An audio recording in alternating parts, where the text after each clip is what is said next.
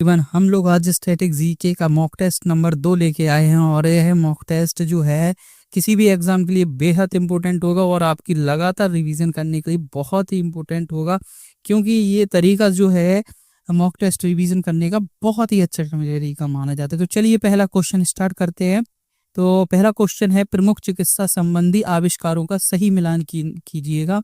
आपके पास कुछ टीकों के नाम दिए जा रहे हैं और उनका जो आविष्कार किया है वो उनसे मिलान करना है। तो पहले टीका का नाम क्या है? चेचक का टीका। और टीबी बैक्टीरिया की खोज किसने की थी? पेनिसिलिन की खोज, बैक्टीरिया की खोज।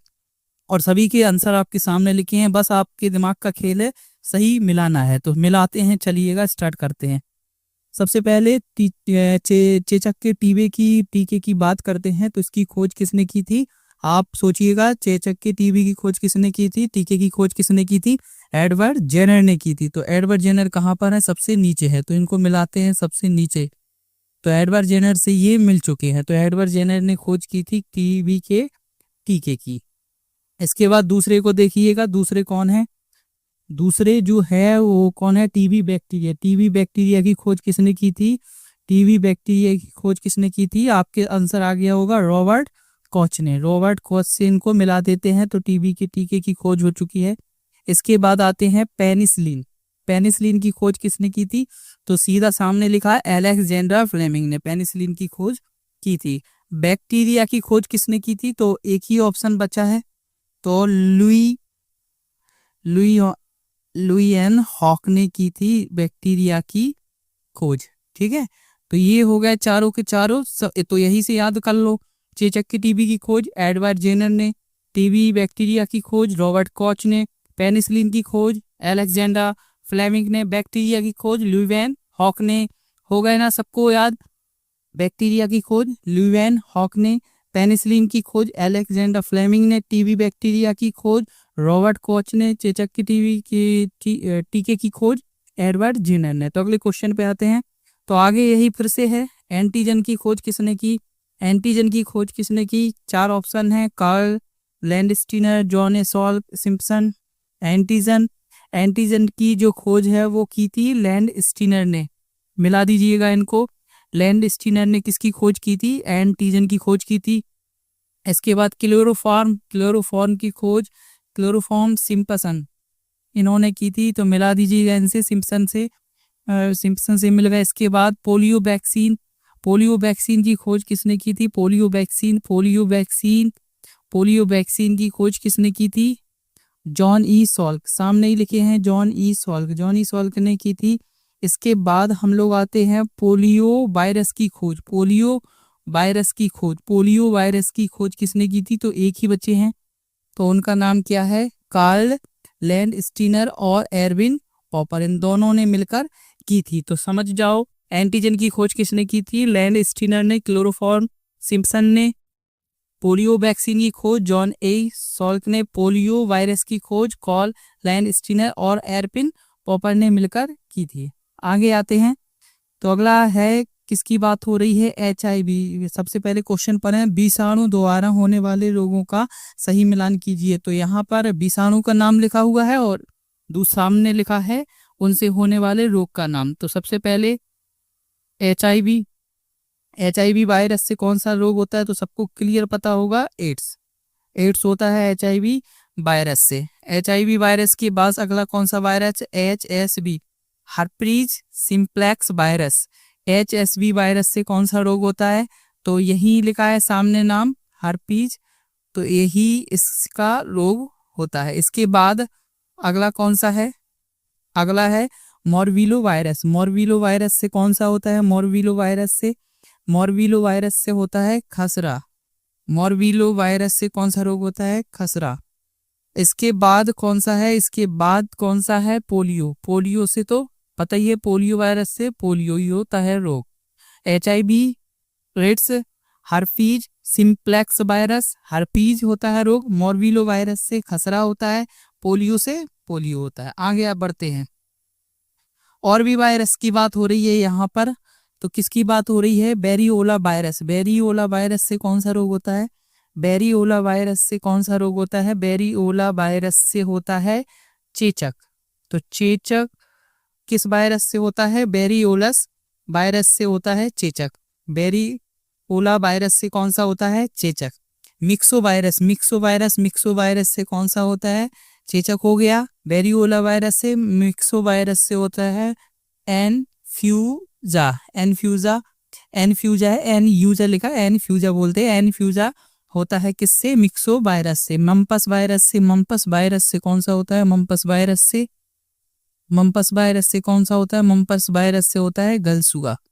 गलसुआ अगर किसी को हो जाए तो समझ जाओ किस वायरस से हो गया? मम्पस वायरस से। मम्पस वायरस से क्या होता है? गलसुआ। और बेरीसेला जोस्टर वायरस, अगर किसी को छोटी माता निकल आए तो समझो कि उसे कौन से वायरस से प्रभावित हुआ है? वो बेरीसोला जोस्टर वायरस से वो व्यक्ति प्रभावित हो जाता है अगर उसको छोटी माता निकल आए। तो अगर किसी को चेचक है तो वो कौन से वायरस से है? वेरियोला वायरस से। और अगर किसी को गलसुआ हो गया तो वो किससे? मम्पस वायरस से प्रभावित है। एनफ्यूजा हो गया तो मिक्सो वायरस से प्रभावित है। छोटी माता निकली तो वेरिसोला वायरस से प्रभावित है। अगला है फफूंद। फफूंद के द्वारा होने वाले रोगों का सही मिलान कीजिए। फफूंद के द्वारा देखें, ये एक साइड लिखे हैं दांत, दमा, एथलीट फुट, गंजा, वही ये रोग हैं।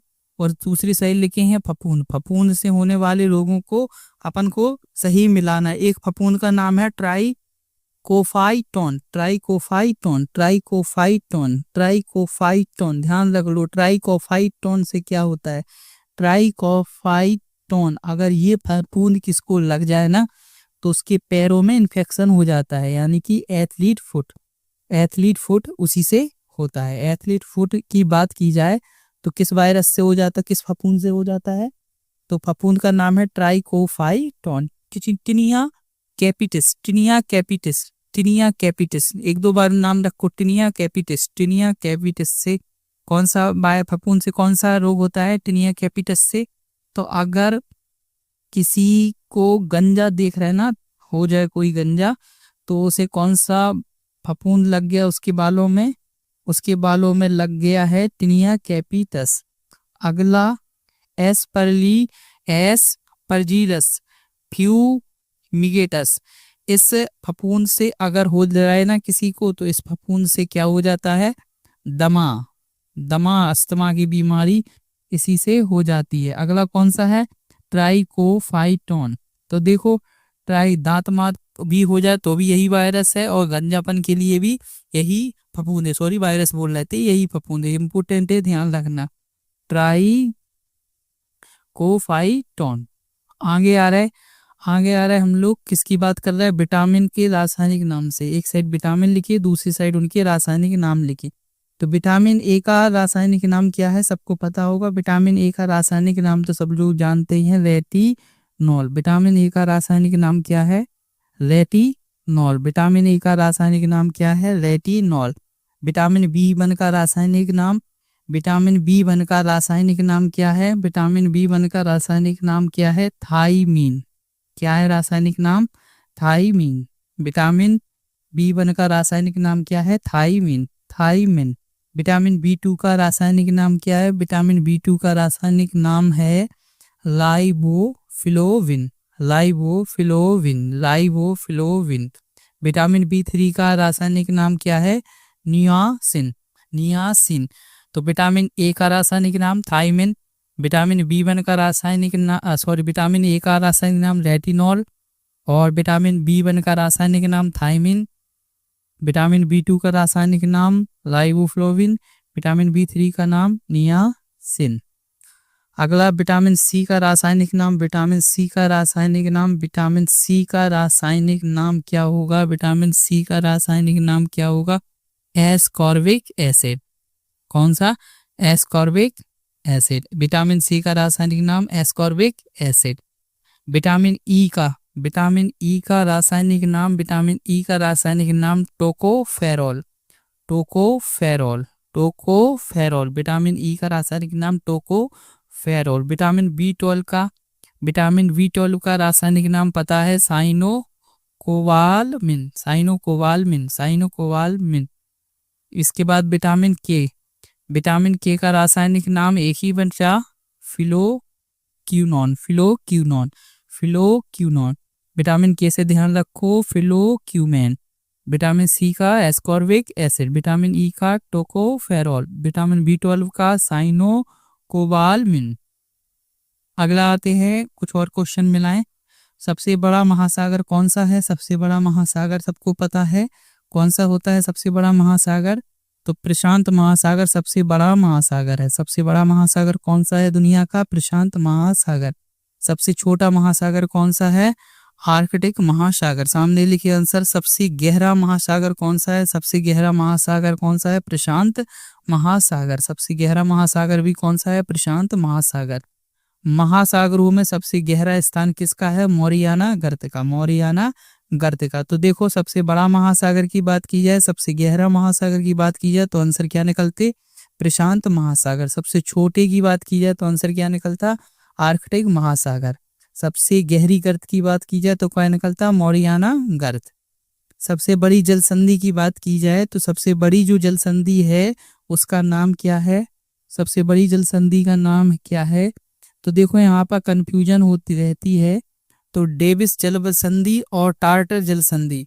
अगर ऑप्शन में दोनों ही है तो दोनों पे टिक करेंगे, दोनों ही हो गए कि ए और बी दोनों सही। अगर डेविस लिखा है तो डेविस पे करेंगे, टार्टर पे लिखा है तो टार्टर जल संधि। यहाँ पर जो आंसर है वो किसकी बात कर रहे हैं हम लोग? टार्टर जल संधि की। तो टार्टर जल संधि सबसे बड़ी जल संधि है। सबसे चौड़ी जल संधि की बात करें, सबसे चौड़ी जल संधि की बात करें तो सबसे चौड़ी जल संधि कौन सी है? डेविस जल संधि। डेविस जल संधि कौन सी है? सबसे चौड़ी जल संधि है। सबसे चौड़ी जल संधि है। सबसे बड़ी खाड़ी की बात करें तो सबको पता है मैक्सिको की खाड़ी। मैक्सिको की खाड़ी। सबसे बड़ी खाड़ी कौन सी है? मैक्सिको की खाड़ी। और सबसे बड़ा सागर कौन सा है? दक्षिणी चीन सागर। दक्षिणी चीन सागर। तो ये हो गए। इसके बाद 17वीं अक्षांश रेखा किन किन के बीच है? 17वीं अक्षांश रेखा किन किन के बीच है? तो 17वीं अक्षांश रेखा जो है वो उत्तरी और दक्षिणी वियतनाम के बीच है। 17वीं अक्षांश रेखा जो है वो किसके बीच में है? उत्तरी और दक्षिणी वियतनाम के बीच में। हिडनबर्ग रेखा किसके बीच में है? हिडनबर्ग रेखा। तो हिडनबर्ग रेखा का तो यहाँ ऑप्शन ही नहीं दिख रहा है। 49वीं समांतर रेखा किसके बीच में है? 49वीं समांतर रेखा किसके बीच में है? अमेरिका और कनाडा के बीच में। 49वीं समांतर रेखा किसके बीच में है? अमेरिका कनाडा के बीच में। मैन रहीम रेखा किसके बीच में है? रूस और फिनलैंड के बीच में। अब कौन बच गए? अब बच गए अपने, कौन बच गए? हिडनबर्ग रेखा। तो हिडनबर्ग जो रेखा है वो यहाँ नहीं है।